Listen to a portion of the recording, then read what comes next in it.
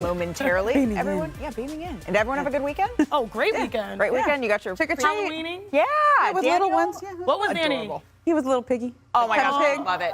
I love it. All right, diving into the NBA today, Ramona, you have an update on Joel Embiid. What can you tell us? Well, he's going to sit out of tonight's game against the Portland Trailblazers. They're calling it rest. They have a couple of back-to-backs in the next 7 days. But over the weekend, he did have an MRI on that troublesome right knee that has been bothering him pretty much since the beginning of the season when he knocked knees with Jonas Valanciunas. That MRI came back clean. There's nothing to be concerned about. But that knee has bothered him, and that's why they got the MRI, because it wasn't getting worse, but it wasn't necessarily getting better either. So it's something he just has to manage, because it's not the kind of thing that you can do anything about in the middle of the season. Got it. So clean MRI for Joel Embiid, but he's resting in their game tonight. Thank you, Ramona. So more news in the East this morning. Kevin Love, according to The Athletic, is expected to miss several games in the league's coronavirus health and safety protocols. So let's take a look at the rest of the conference now and go coast to coast on the best of October, starting with the best in the East. So 4 teams are 5-1. That is the Knicks, the Wizards, the Bulls, and the Heat. And if I'd said that 2 months ago, I'm not sure y'all would. I'm sure Perk will say that he said that. Perk said he would. Yeah. And then let's go west. The Warriors and the Jazz are also 5-1, and Utah has the best point differential in the conference, outscoring opponents by nearly 13 points per game. And one of the biggest surprises thus far, you see them there, it's the Hornets are scoring over 118 points per game, best in the league after finishing 23rd last season. So those were the best teams. Now let's look at the best players thus far, starting with Steph Curry and Ja Morant, because they are the top scorers. And Rudy Gobert leads in rebounds, Chris Paul in assists, and Al Horford in blocks. Okay. Paul George. Didn't see that one coming. Steals, I know, right? Yeah, so quickly, Chene, who is your biggest winner in October? Surprisingly, the Washington Wizards at 5-1. Yeah. I would have never guessed that, especially after Russell Westbrook leaves. That's a big hole. No matter how you try to say, like, oh, his game is good or bad or however it works, this team has picked up and they've done an amazing job. Bradley Beal and Spencer Dinwiddie. I mean, Spencer has been a great backcourt mate for Bradley, who was, always been top of the, points per game standings. Kyle Kuzma knows what it's like to be a role player. Montrezl Harrell is playing like a dog. Big kudos to Coach Wes Unseld, because he's been able to revamp that team in a way that they're playing fundamental basketball on both ends. And he's been that strong voice in the room that makes them feel like all they have to go out there and do is play textbook basketball. So John Wall turned into Russell Westbrook, who turned into the core of a pretty nice team so far. Good addition. Yeah, Stanford. I like it. What I'm going to go with the Miami Heat. Okay. I mean, all right, look, Viva. it's a bit of a recency effect, okay? But we all summer long, what do we talk about? They're going to have a great defense, but I don't know how they're going to score. They're scoring, and they're scoring because Kyle Lowry is pushing the ball. 23 fast break points for their starters per 48 minutes. When you don't have a guy who can go for 35 every night, you push the ball and you create offense that way. And Kyle is not necessarily averaging a ton of points right now. He's dealing with a little elbow issue, but he's pushing the ball and getting them out and running. There are a lot of really good hustle stats from this team. Let's textbook Miami Heat. But, if you look at a night where Bam Adebayo can really spearhead an offensive rebounding 17 that turns into 31 points, they're playing basketball the harder way, but the more effective way. So the Wizards and the Heat, one team that we didn't mention that we were talking a whole lot about at the beginning of the season, are the Brooklyn Nets, and they're the East favorites entering October. The Nets tried to find their footing against the Pistons last night, did a little bit. So James Harden, the Nets, hosting the Pistons. Second quarter, the Nets are up 6. Harden, guarded by Isaiah Stewart. Harden, in his bag, takes a little step back. You know that's good. Later then, in the second quarter, the Nets are up by 9.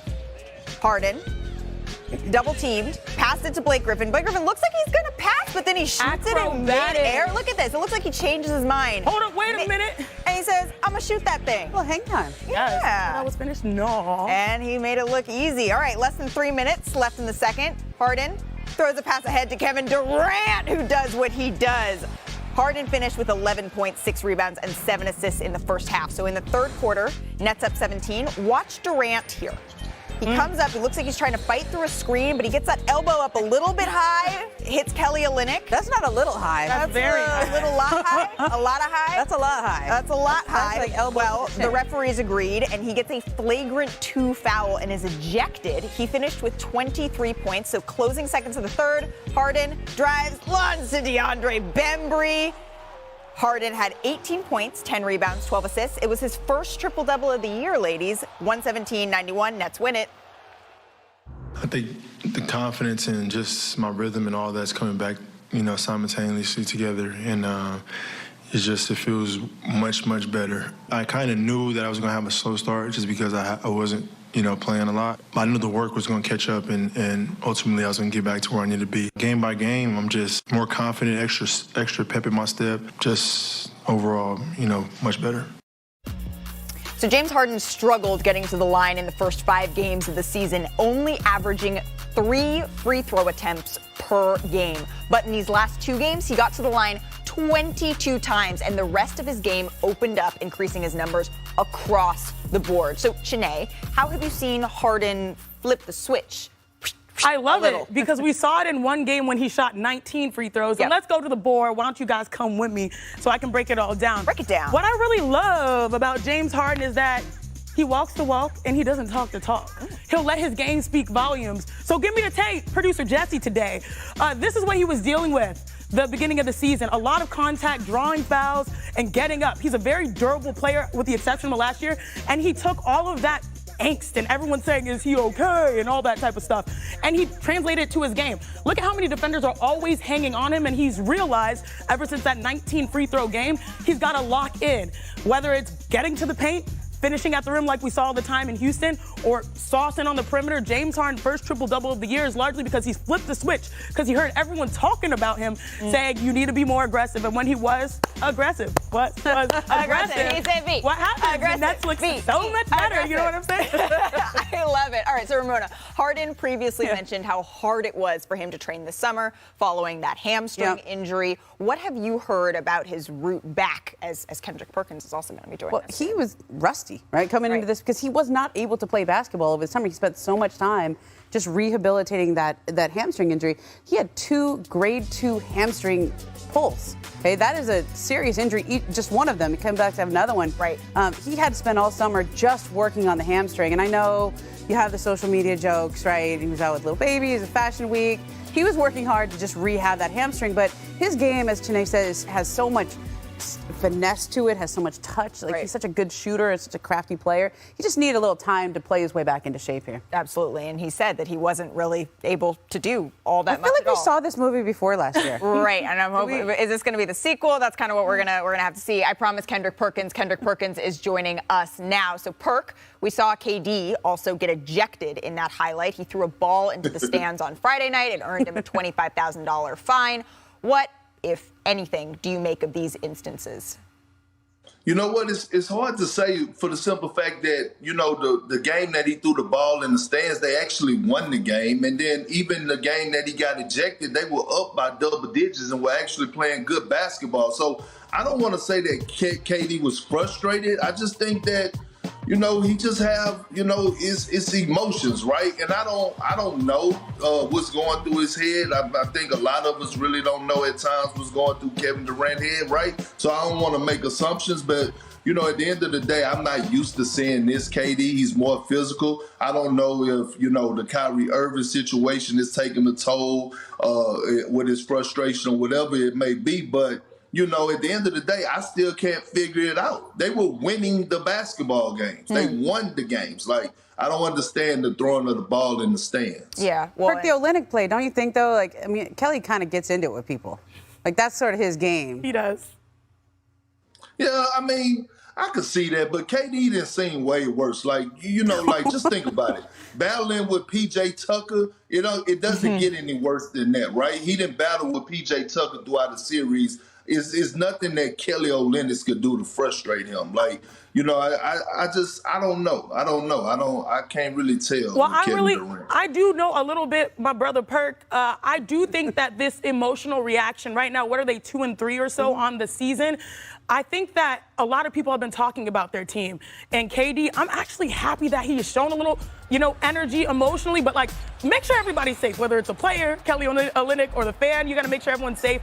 But you saw at the end of my breakdown, James Harden flexing and emotional. That is very rare. These are 2 guys that are typically methodical and almost robotic when they play the game. And I think that that's a lot of the pressure that they're hearing, and they're trying to turn that pressure into performance, which they have. That sometimes, you know, when your coach gets ejected, it galvanizes people. And you're raising the roof. They were able to win those 2 games, as Kendrick Perkins mentioned. And then Kevin Durant said, you know, I was really just trying to fight through the screen. And looking back on the replay, it was a little physical. He also, ref said he should have been ejected when he threw that ball into the stands when they looked back at the replay. So those were 2 instances that could have gone differently than they did. But hey, what do they say? At the end of the day, winning cures everything. And speaking of winning, coming up, it is the top. Lopez was at Pelicans practice today and took this video of Zion continuing his rehab from foot surgery this offseason. Zion will be out at least 2 to 3 more weeks. So, Chiney, you've been through these long rehabs. How did you manage the noise around you, and what advice do you have for Zion? Exactly. I mean, it's literally eradicating that noise. And, you know, you're going to be a part of public availabilities where people will have opinions on how you look or how you run or how you shoot.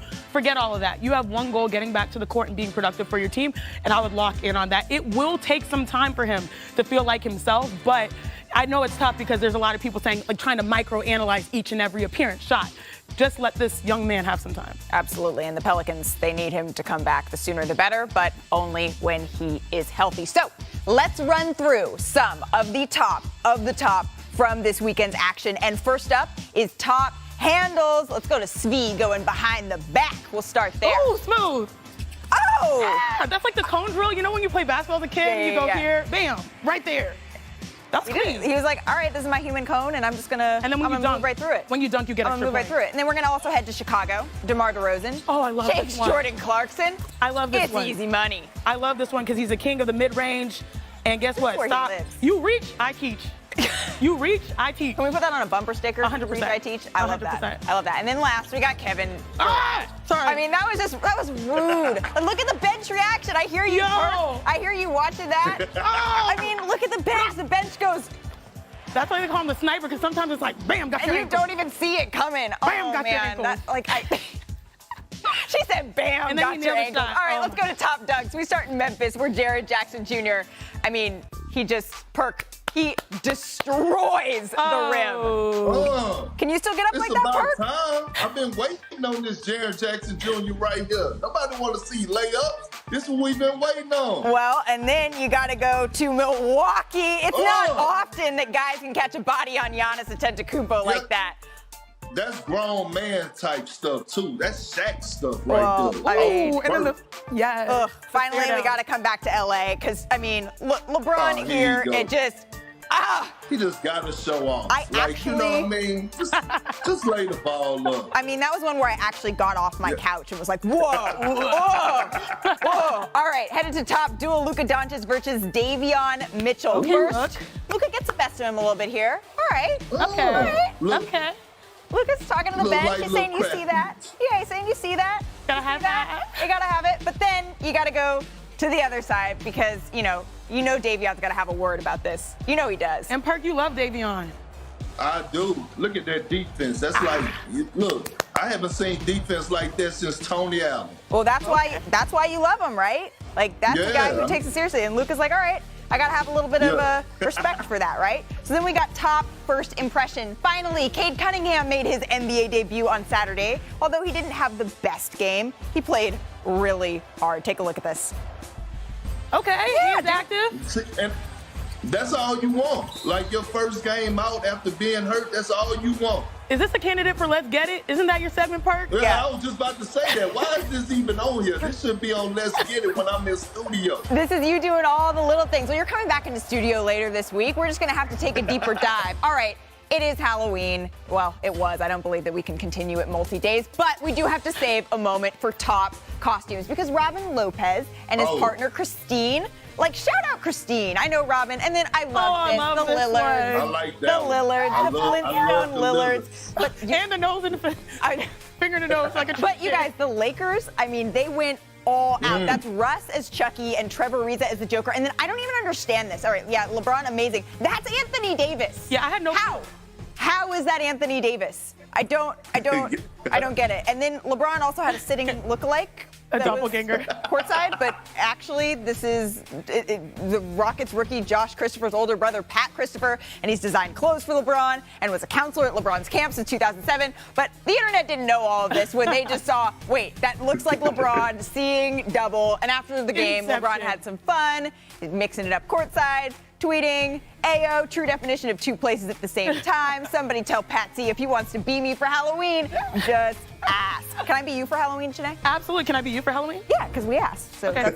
that's the way Now you know that how it works. goes. I think we could both, like, I could sit on your shoulders and I'd be That would work. Perk. That would. Yeah. For yeah, perk. yeah. If I sit on your shoulders Yeah. and I could. That would perfect. be perfect. Absolutely. All right. Next year's costumes taken care of. All right. Coming up after another great performance off the bench, Carmelo Anthony explains why you over 500 facing the Rockets at Staples Center last night. So LeBron James and the Lakers hosting the Rockets. So final minutes of the first. Lakers up 11. LeBron drives, kicks to Carmelo Anthony. You know that's good. Carmelo made 3 threes in the first quarter alone. This is second quarter. LA up by 14. Rockets turn it over. Lakers in transition. LeBron James throws up that filthy two-handed reverse dunk. It's his 19th year in the league, and he is still doing that. He finished with 15 points, 8 assists, and 7 rebounds. So later in the second, Lakers up by 21 now. Russell Westbrook attacks the rim.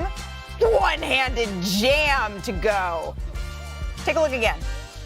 He almost lost the ball on the way up. He's laughing at himself with the Lakers bench, but when it's good, it's all fun and games. And then in the fourth quarter, the Lakers lead by 25 now. Westbrook drives, kicks it out. Melo, you know what it is. Again, Melo finished with a game-high 23 points and just 25 minutes. Lakers win it 95-85. I think people don't really understand me. I think there's a misconception up there about me and not being able to adapt to situations, but I'm easily adaptable to any situation. I've always tried to adapt to every situation that I've been in. Someone's better than others, but this is just easy.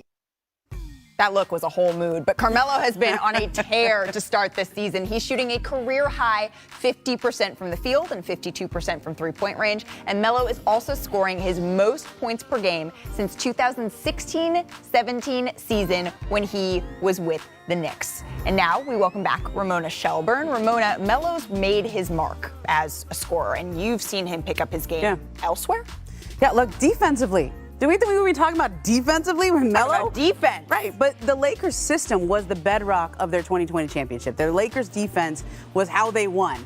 And when Anthony Davis is there at the 5 and Melo is playing defense and bought into just the team defensive concepts. I was talking to Frank Vogel last night. He said he's really bought into the system, and when he does that, it's contagious for the rest of the team. So when you get veterans like Carmelo who are giving that kind of effort and doing the dirty work, like just on the block and banging with people down there when they're not getting stats. Now, last night he had stats, 4 blocks, 2 steals for Melo. He's never done that. Yeah, and he was looking good. The Staples Center crowd they erupt for him every single time. But the question that certainly existed at the beginning of the season and is still playing itself out, right, is how are the veterans that you mentioned, how are all of them going to fit together? So what role has Anthony Davis played in that defensive cohesion? Yeah, look, the Lakers came into Sunday's game 27th overall in the league in defense. That's terrible for a team with Anthony Davis, a defensive player of the year candidate every year he plays. But they moved him to the 5 yesterday, and I think that, Frank Vogel said they talked about it mostly because of Houston's lineup, and they had an opportunity to see how their smaller lineup looked. But I think this is here to stay. They look so good. They were +8 with him at the 5 there, but that starting lineup that they had, their net rating over the course of the season has not been good at all. The least effective player in that starting 5 has been DeAndre Jordan. So I think he moves to the bench, AD at the 5. And yesterday they went with Kent Bazemore and Avery Bradley as the 2 other starters. Those are defensive guys. Those are defensive-minded players. And this is Frank Vogel saying this is how this team needs to win. We need to make our money on the defensive end of the ball because they lost a lot of their good perimeter defenders, but now they still have Anthony Davis. Well, and we saw the Lakers have some success with Anthony Davis at the 5 on that championship run they made in the bubble. I know you were tweeting about this game, but you know who else, Ramona, who was tweeting about this game? Let me guess. It was Big Perk. Late night Perk. He was watching the Lakers game intensely last night, late night Perk. So I want to ask you, Perk, what does Carmelo's performance say to you? It says a lot, and every night with the Lakers, he's either going to be the fourth option, sometimes the third option, sometimes the second option, and even last night, the number one option. Look, Carmelo Anthony haven't seen this many wide open looks since Moby Dick was a goldfish, okay? And when you look at the pressure that LeBron James and Russell Westbrook puts on the defense, Melo is wide open, which all he has to do is catch and release. And that's what he does best, is get buckets. And what I'm seeing is right now, Melo is flourishing in a role that they wanted Kyle Kuzma to do last year, right? Come in off the bench and provide a spark offensively and get buckets. And that's what he's doing. Okay, so then what is the areas of improvement you still want to see, Perk, for the Lakers? I mean, Ramona touched on it, Malika. It's that defense, right? And I think I tweeted last night about why put Anthony Davis at the center position if you're not going to feature him in the offense. And then I had to go back and think about it, that I was a defensive-minded guy. And I also love what Frank Vogel is doing by putting Anthony Davis at center, even if he's not featured in the offense, because you know what it's doing? It's challenging Anthony Davis to be the anchor on defense. And that's what we saw last night. Forget the double-double that he had. I saw Anthony Davis anchoring the defense, switching out on pick and rolls, guarding the little guards on perimeter, anchoring the defense, contesting things at the basket. The Rockets couldn't get nothing easy, and he was rebounding at a high level on both ends of the floor. So I actually love the move by Frank Vogel, because it's in a way, it's challenging Anthony Davis without even saying a word to him. So quickly then, Perk, if I know it was against the Rockets, who've been struggling a bit this season, but if that continues, if Anthony Davis can continue to be the defensive anchor and they take a step up here, what's the ceiling for the Lakers, do you think? Oh, it's the championship. And we all know that he could do it, right? We saw it 2 years ago when at times Frank Vogel used him at the center position and challenged him, and he delivered in great fashion. It's all about his mindset. But if Anthony Davis is going to be the best defensive player on the floor night in and night out on both teams, the opponent and with the Lakers are going to win the championship with flying colors, and Anthony Davis is going to win his first Defensive Player of the Year award, which he could possibly win. And when you have perimeter guards, like a perimeter guard like Avery Bradley, it also takes a lot of pressure off of Anthony Davis. I love what Avery Bradley brings to the table, but AD being in tune and actually embracing the role of playing the center position would be everything for the Lakers. Well, and they don't even have their full cavalry yet, right, Perk? So we're going to see this get to shake out a little bit. Don't go anywhere, because I'm going to need you in just a minute. The Lakers held the Rockets to just 85 last night, and throughout the league, offensive numbers are down compared to last season. The average offensive efficiency is down by 6 points per 100 possessions, and field goal and three-point percentages were also better last year. And Draymond Green and Steph Curry, they seem to be delighted by the way the game is being played now. Can I say how satisfying it is to watch the game without all those terrible that, guys cheating the game and grabbing guys and getting a foul. I've been really enjoyed watching basketball this year. So kudos to the league and the referees. It's been great basketball to watch, and I think it's great for our game. For me, in Portland, the first preseason game, I had that one where I tried to draw a foul, and you just got rid of that impulse. Figure out what other options you have. It's great for the game. I know a lot of fans are loving it. The defensive-minded players are loving it. For us to like to put the ball in the basket, we focus on that. I've tried to, my entire career. So I don't think it's a huge adjustment, but I like it. As we welcome back Chiney, you heard what Dre and Steph said, so do you agree?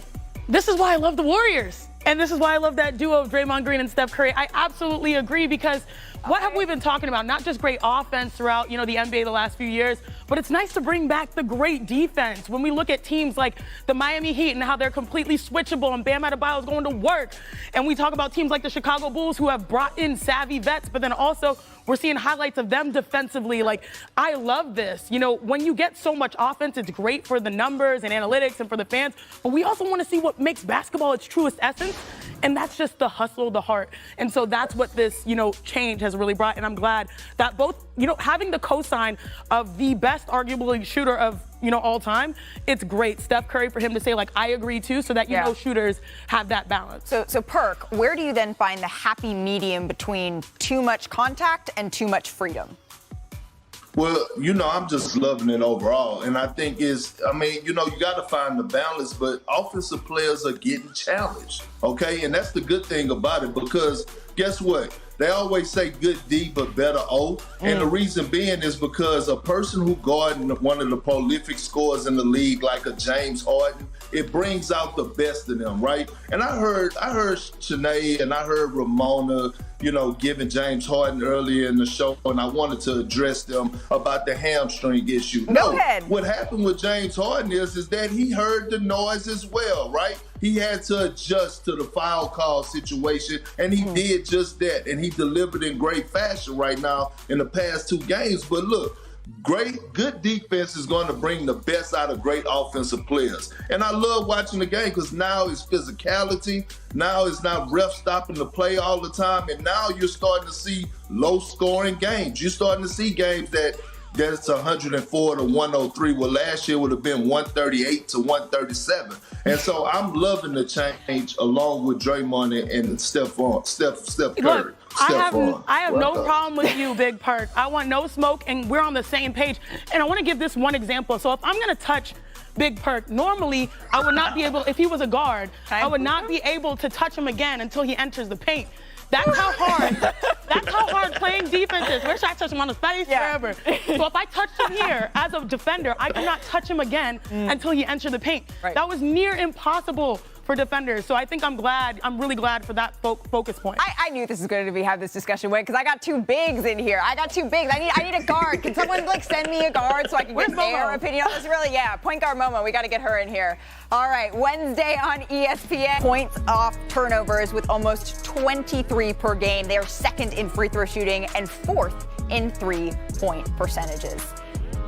And now I am so excited to welcome in NBA reporter Jamal Collier to the show, your very first ESPN show. We're thrilled it's with us. Yay! All right, so the Bulls are 5-1, Jamal. What's working for them? Malika, their best players have just kind of come together very seamlessly. Lonzo, Zach, and DeMar DeRozan. And I think when you look at the personalities of those guys, they're all very chill. They're all very laid back. And they all, everybody says they have something to prove, but these guys really do. Look at the way things ended in Toronto with DeMar, and there's always the questions about how does he fit into winning. You look at Zach LaVine, who never had a 4-game winning streak in his NBA career before the start of this season with the Bulls. He's very hungry to win. And Lonzo Ball, number 2 overall pick, is already on his 3rd team, just the age of 23. These guys all have very much on the same cohesive unit and pulling on the same rope to really prove and come together and try to lift this team sort of from their relevance that they've been the last 4 years. And I think it's just all working together just about as well as they could expect it. Well, and then you would have some critics saying, oh, well, look at their strength of schedule. All right, well, let's look at it now. So tonight, the Bulls begin a stretch facing 11 different playoff teams in a row, Jamal. What are they saying about keeping it going?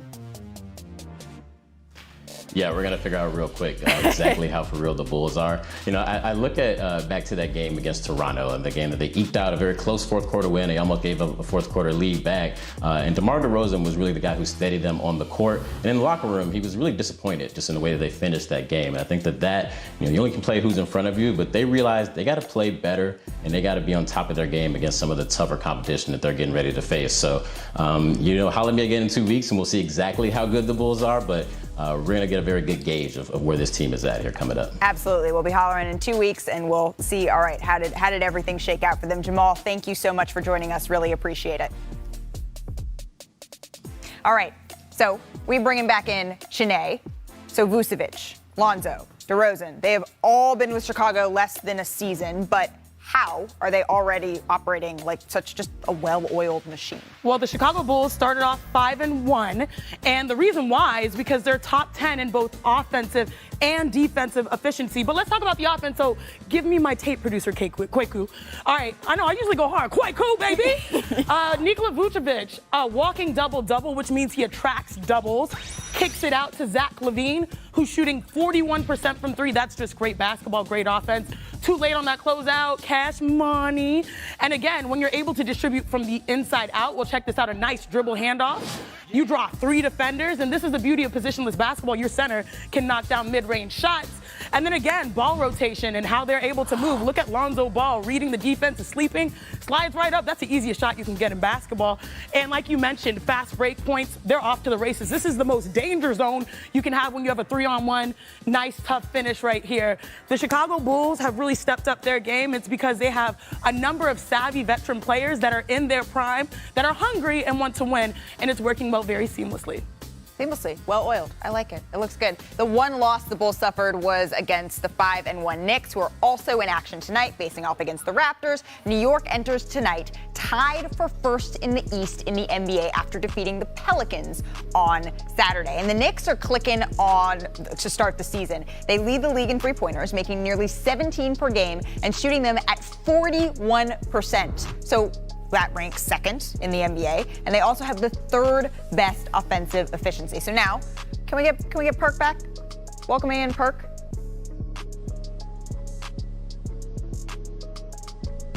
So Perk, what's your biggest takeaway from the Knicks' hot start? Their team is no individual basketball, right? When you look at the team concept, and that's why they're shooting at a high clip from the three-point line, because they pass up good shots to get great shots. You're watching guys be happy for one another. Guys are not out there playing for individual goals, right? So you look up one night offensively, Julius Randle may have 30. The next night you see Evan Fournier have 20. Like the other night, RJ Barrett had 35. When you have a team and you have a chemistry, you have culture, like that's installed in that organization right now in the way that they play inspiring winning basketball on both ends of the floors, guess what you're gonna guess what's gonna happen, Malika? You're gonna get wins, and that's what the New York Knicks do. They get wins. They don't care about nothing else but playing winning basketball. And if you're a coach at any level around the country and you're trying to teach your team how to play winning basketball, you might want to show them the video of the New York Knicks. You might want to show them the Tibbs playbook, Perk? Yeah, for sure. Well, there you go. All right, so the Knicks have the city of New York absolutely bouncing. We're going to welcome back in Ramona Shelburne. And Ramona, from your perspective, I mean, we see the bing bong, right? Yep. We see all of this kind of going on and this excitement, right, around the Knicks. But is this start sustainable? I actually think it is, because they're not just winning because Julius Randle's having an MVP caliber season. They're winning because they have a lot of depth this year. Right. 4 of the 5 starters are averaging 15 points a game. Then they have the bench unit with Derrick Rose averaging 12.3 points a game. And they have Obi Toppin's playing well, Alec Burks playing well, Emmanuel Quickley. Like, they have enough depth. So everything you thought you knew about Tom Thibodeau teams, where you play a bunch of minutes, the starters play 38 minutes, and maybe they wear down during the year. They have the depth to sustain this, even if they have an injury to one of their top guys. That's interesting, but I'm sure Knicks fans are sitting here like, all right, we're bracing. We want to be able to do this. Is this going to be the year that they can kind of continue and take the next step? And you mentioned it. The conversation around the Knicks this summer was, did they really get that much better? And it looks like. Well, the 2 additions that they brought in, Evan Fournier and Kemba Walker, have been really good. They've given them this they've given them this professionalism and this ability to stretch the floor to where it doesn't have to be all on Julius Randle. Right. Like those guys can spread the floor, but they also can create shots for other people. And you put Kemba and Derrick Rose out there. That's a lot of offense generation that doesn't have to come from Julius or RJ Barrett, who has really taken a step forward on both sides of the ball this year too. Well, the Knicks have been in Madison Square Garden looking fly. And speaking of fly, coming up on Eastern. So the NBA has announced their players of the month: Jimmy Butler of the Heat and Rudy Gobert of the Jazz. Perk, you like the picks? Oh, I love them. And you know what? Let me say this. I understand this is an individual award, but guess what? They don't give out this award to players that have losing records, okay? You got to be winning. And who was my dark horse for coming out of the Eastern Conference? It's the Miami Heat. Who plays for the Miami Heat? Jimmy Butler. Who's my dark horse to come out of the Western Conference? The Utah Jazz. Who played for the Utah Jazz? Rudy Gobert, okay? So, I mean, just at the end of the day, I mean, I'm just here, okay? I'm just here. What Okay, do all I know? right. You're just looking like a whole lot of right, is what you're trying to say. What do you think? What do you think, Ramona? I mean, I can't believe you didn't point out. Did you vote for Jimmy Butler as your preseason MVP? Pick? I mean, Perk. Every time I say that's who I vote. Oh, okay, Mama. So we're just calling people out now. Look, Jimmy and the Heat. To me, if you're doing power rankings of who's been the best team coming out of the game, it's the Heat. Okay. Offensively and defensively, I think they have been it. And they're a lot better offensively already than we thought they would have been just because they're getting out and running. But Jimmy, the other night, I watched that game against Charlotte. Yeah. Wow. Charlotte with the best offense in the league. Yep. He put the clamps on him. I love this, and I think we should celebrate for a few moments the East. I was about to say. Yes, I love it. Because we have teams that are really making their mark and improving. Let's talk about the Milwaukee Bucks. Look great, even though they have a couple bumps in the road. Chicago Bulls, the Hornets, and the Heat. I had the way I remember it is 2 E's and 2 H's. You know how that works. But yeah, I love what this Miami Heat team has done, getting PJ Tucker and adding them, and Tyler Hero.